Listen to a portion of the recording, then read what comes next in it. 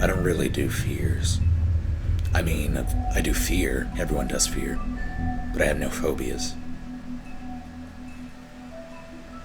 Well, correction, not everyone does fear it. In the sense that some people cannot feel it due to a physical condition, but generally speaking, everyone feels fear. It is unavoidable. Feeling fear means you are smart enough to recognize danger. That is a very necessary response, a very necessary survival tool. But I don't have phobias.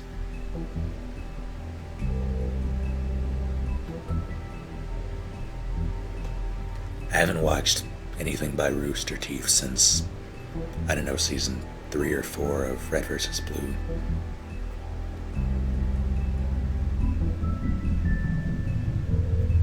And isn't, what is it, Red, White, Black, Yellow? That's Rooster Teeth now, right? Is that Monty? Didn't he sign on with them? Monty Ohm, or I think that's how you pronounce his name.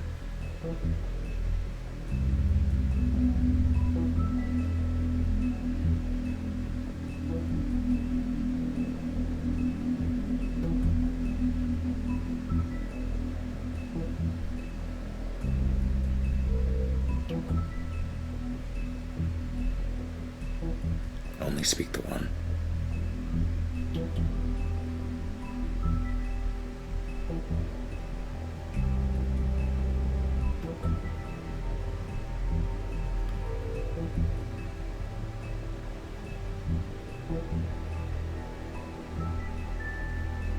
Movies I'm looking forward to. Age of Ultron, I guess. There's not really much else that I can. Maybe the Star Wars continuation. I hesitate to call it a reboot because they're not retconning a lot that I'm aware of. Is there anything coming out besides Age of Ultron and other things? Rather, like Star Wars. Is there anything else, anything worth seeing?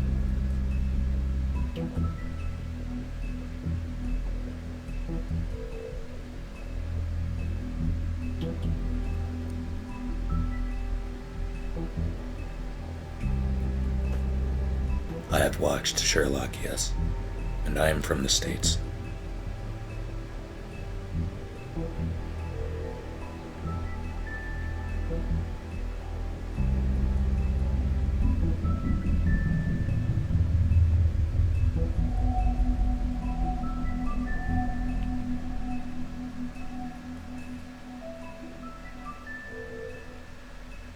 I don't know, I've always been a Picard guy myself. I can appreciate Kirk, but he's no Picard. And Arkham Knight, I don't know. I wasn't impressed with Origins, so if that's any indication of how Arkham Knight will be, then I'm not interested.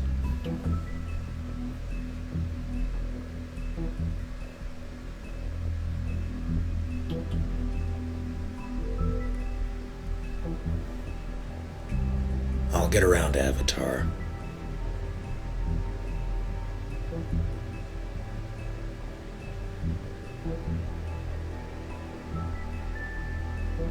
Horror movies piss me off.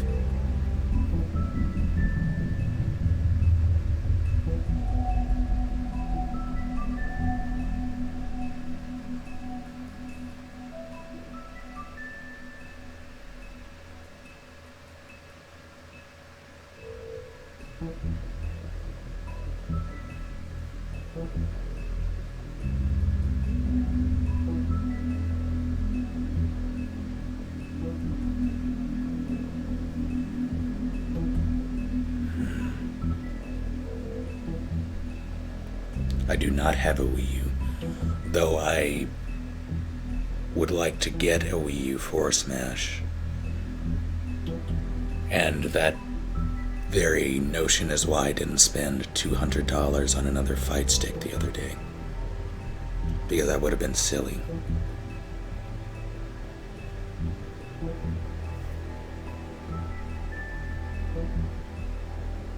I have not seen the Attack on Titan Abridged stuff yet.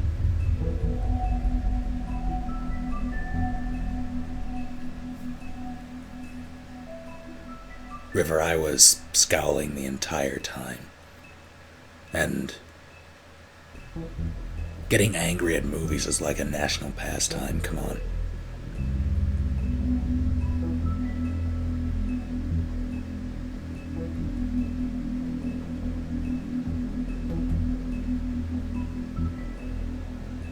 Favorite movie currently? Oh, that's between GoldenEye and La Femme Nikita.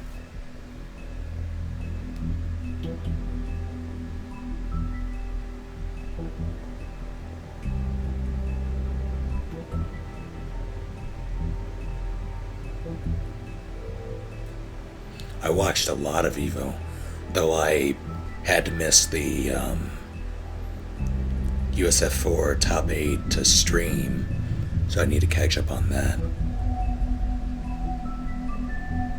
But I was very much into Marvel. I'm not surprised that Justin Wong took it. He was in fact my pick this time around. Though I was a bit concerned that he might lose to Chris G because of Chris G, but I paid attention to Smash as well. I watched Injustice top 8, only top 8, and I think I caught a bit of KOF. I watched a lot of Evo.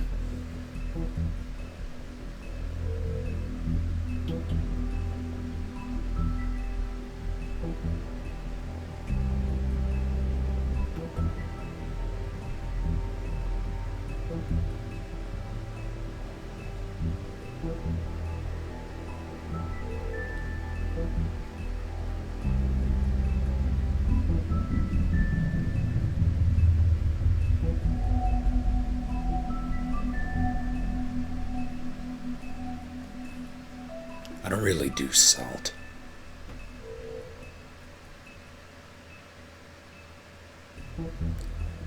And I haven't played sports for a while. I used to play baseball back in high school, no, middle school.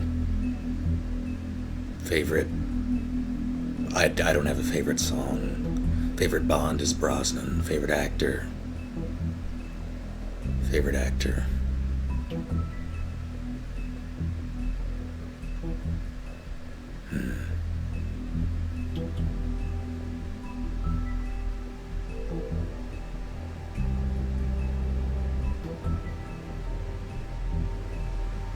I don't know, I like Gary Oldman because you can rarely place that it's Gary Oldman.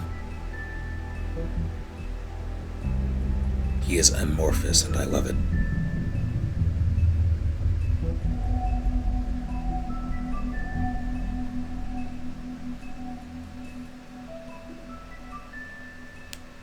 I don't do the whole laughing thing often.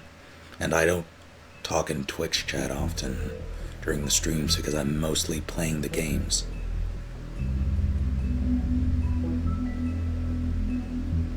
I don't follow the World Cup.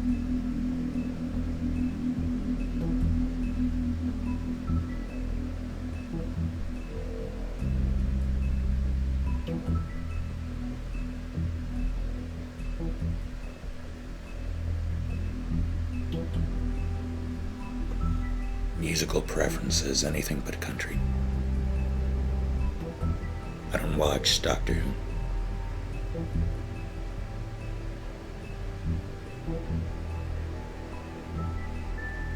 What ruins my experience in a game?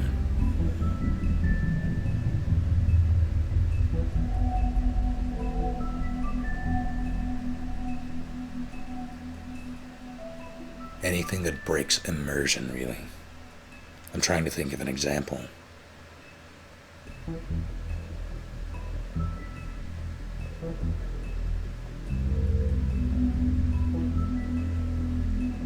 predictable or buggy AI, out of place mechanics or shoddy level design, a lot can take me out of a game.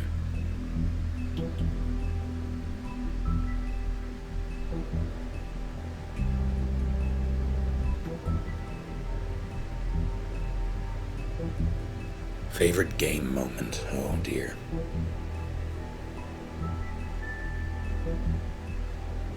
I don't know, I've had a pretty lengthy gaming career. It's hard to pick just one moment.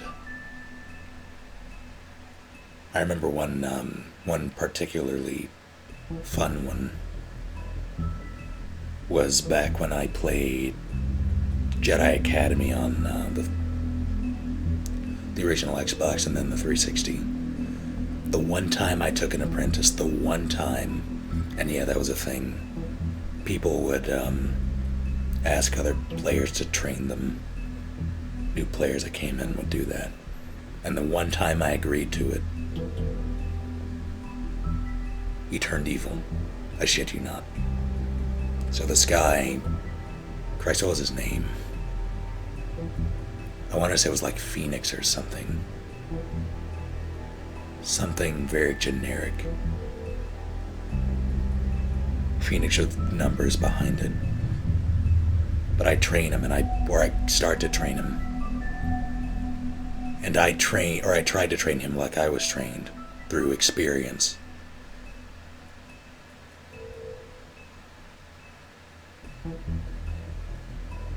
I'm trying to think of the best way to explain this without sounding like a giant nerd.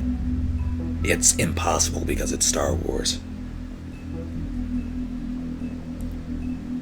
Okay, so in Jedi Academy you can choose between dual staff or singles. I still am a singles user, but I was trained by a staff user. And that gave me a very, very unique advantage in fighting other staffs because I knew how they fought. He was a very good staff user. But he taught me through fighting him and other people. And I learned that way very well. I tried to use that same method in teaching him, but he got bored very quickly. So I think that whole apprenticeship lasted about a week before one day I log on and he sends me a message and he tells me to join his room. So I join. There are 7 other people in there. The max for that room, or the max in general on the console, is 8 players. So I join this full room. I walk in. Everyone is wearing red. So that was a good sign. I walk in and he tells me that he has decided to join these guys and that he was going to learn from them now and that I should join them. They were a dark side clan, obviously because of all the red. And I told him that no, I was okay, that he was making a big mistake. I knew a lot of the people in there at that time. They weren't great players. So he attacks me. I kill him. The rest of them attack me. All at once, I kill them. So you have 7 people trying to kill one person, and I think I killed each of them at least 3 times before they just kicked me from the room. That was pretty enjoyable.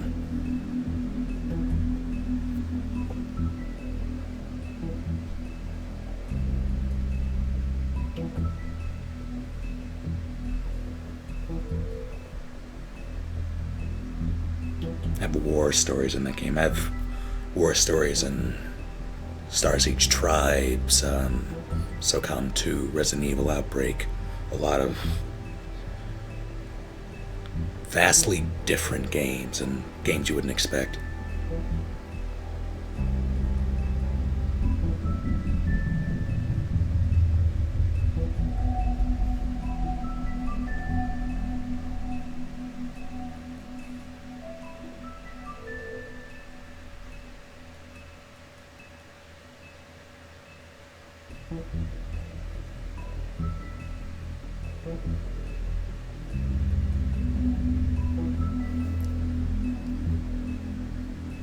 Oh, right, PlanetSide 2.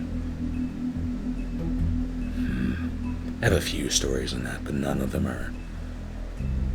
They're pretty generic stories, but they were still pretty enjoyable. Outbreak stories.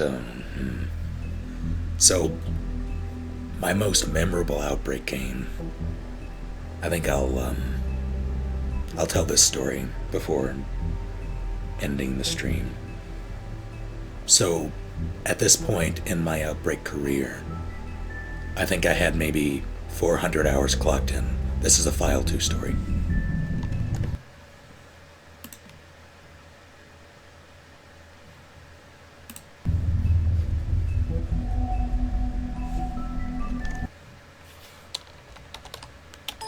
One moment.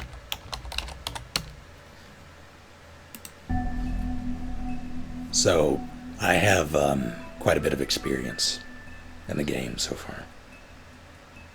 I was playing with this guy, I forget his name, but I had played with him quite a bit. That day we had played, I don't know, maybe 4 scenarios prior to the one scenario that gave me the most trouble I've ever had for normal. So, I was using Alyssa. She is,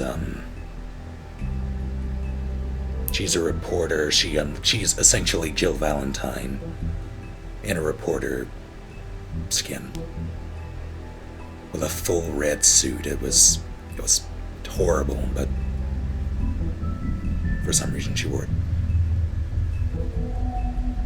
She also, she had a dog and a bunch of other stuff, but beside the point. So we start the scenario. I know how to do everything in the scenario, but we're playing with 3 other people, or I was playing with 3 other people. One of them I knew and had played with before, playing on normal. One of them I didn't, or one of them I had played with once before, and he had a tendency to get himself killed, or he would go off and do very rash things. And the other guy was a wild card entirely. So throughout this scenario, it was an uphill struggle, which should not have been the case for a normal.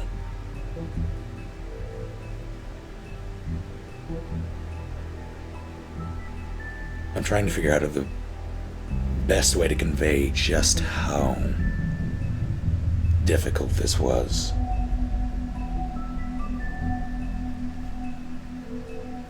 Okay, imagine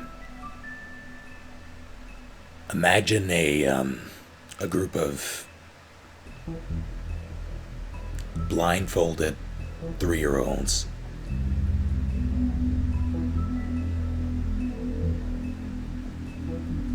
with chainsaws for hands, and you were in a room full of them. Now, blindfolded 3-year-olds doesn't sound like they don't sound very threatening, but when you add chainsaws for hands, things get real. Now, the chainsaws for hands part, that was my team. They were pretty self-destructive. And we get to the final boss of the scenario, Underbelly. And in order to trigger this boss, you have to go in a train car and use a specific part of the car, and it triggers a cutscene and someone is dragged out of a window by a giant flea. Now, I was going to be the one to do this because I had the Magnum, and I was supposed to be able to kill it very quickly with this character, and that was the plan. But Lloyd, the guy who had a tendency to get himself killed, runs up and he triggers the cutscene. So immediately I run out of the car. All 3 of us do, the remaining 3. They're giant fleas hopping about on the platform. We're in a subway. We all run out. There's an ad-lib system in this game where you can say the other characters' names, and then you can say generic things like help or sorry or thank you or this way, etc., or go, and it's more or less randomized what they say. As in, you can say sorry, but they might say something like, my apologies instead of sorry, or you can say thank you, or you can try to say thank you and they might say much appreciated, randomized in that way, so they might not always say what you're trying, or the message you're trying to convey. So I run out. David gets downed right off the bat by the giant fleas. I carry on because Lloyd is about to die. We all run out. Kevin goes down. I say, Kevin, help, David. In that order, and keep running. I run into the boss room, narrowly kill the boss. Lloyd and I limp out back to where Kevin and David were. They are both on the ground, bleeding and dying. And they are, in this game, there's a virus gauge. The longer you are on the ground, bleeding and dying, the quicker that gauge goes up. If you spend too long in a scenario, you die from infection. You were infected from the start. So we get out there. We spent quite a bit of time dealing with that boss and hobbling out towards the train car. And because of this, we missed the train out. And this was a scenario that had two endings. You could either take the train to a short ending once you kill this boss, or you have to go through a very arduous ventilation tunnel filled of fleas. And you had to, in order to do this, you had to go from one end of the scenario all the way back down to the basement. Essentially, you have to backtrack so much and then carry on from there. So we come out, both Kevin and David are downed. We pick them up, and by the time we get there to do that, the train leaves. So we get the key. We fight all the way through. Kevin is the one who I've been playing with before. We get all the way to the very end of the scenario. Kevin zombifies.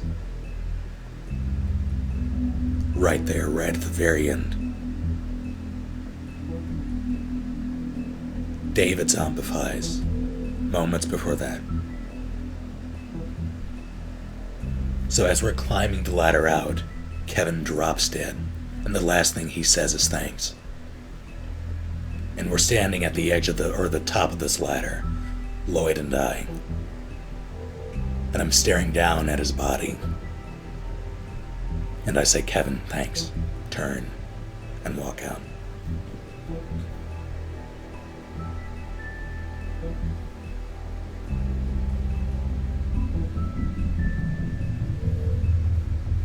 And I never saw that player again.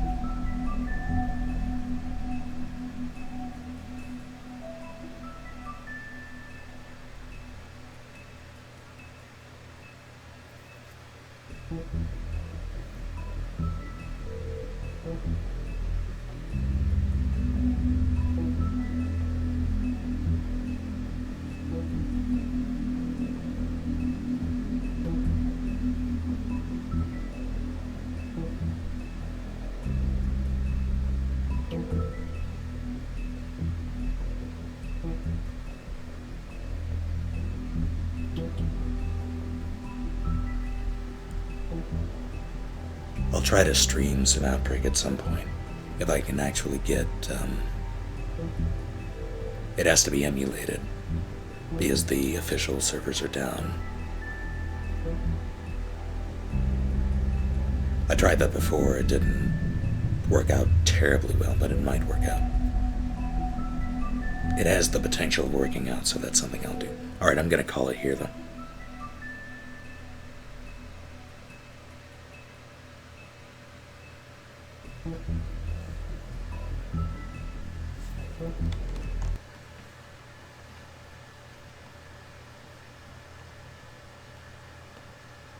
I actually need to close that. There we go.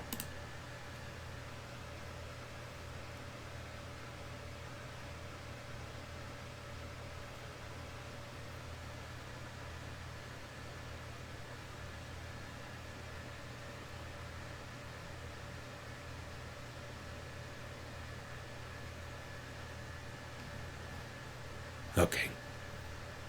Thank you for joining, folks. I don't know when I'm going to do this again. It might be soon. It'll probably be soon. But there's the chance that it might not be soon. As in, the latest I would expect is something like a week from now. That's the latest. The earliest is tomorrow, so anywhere between that time. I'll most likely at least say the day I'm doing it through some form of social media. Probably Twitter. Until then, thank you for joining and see you next time. Have a good night.